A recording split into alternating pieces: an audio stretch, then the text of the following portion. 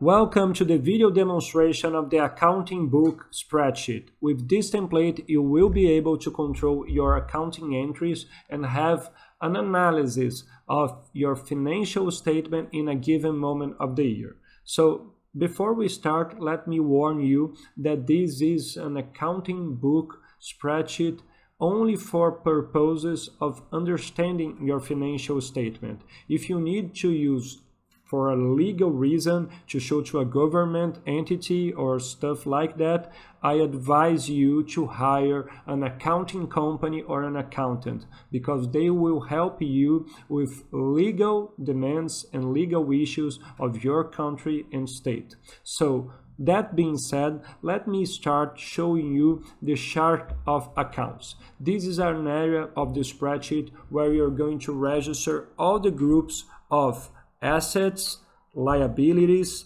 revenues, and expenses so you can use the spreadsheet in the best way possible. So here, just to show you, we have assets that are divided in current assets and long-term assets. You also have the liabilities that are divided in current liabilities and in long-term liabilities, and you also have an area of the chart of accounts for the equity. So that being said, once you have filled in this area, you're going to use the accounting entries. So this is an area of the spreadsheet where you're going to register some descriptions and numbers here that are going to allow you to control the accounting entries. For each accounting entry that you use in the spreadsheet that you fill in here, you have a debit number, so a debit account,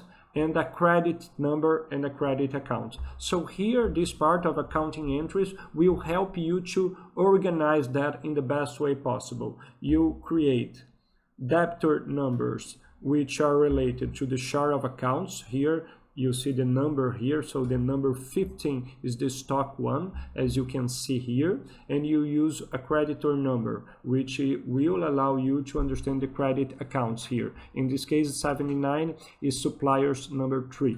And once you have register this part here, you see that the AE code number 1 will let you to a start stock option. So when I use that, I already have filled in the spreadsheet here in the accounting entries month by month, the debt and number and account and the credit number and account.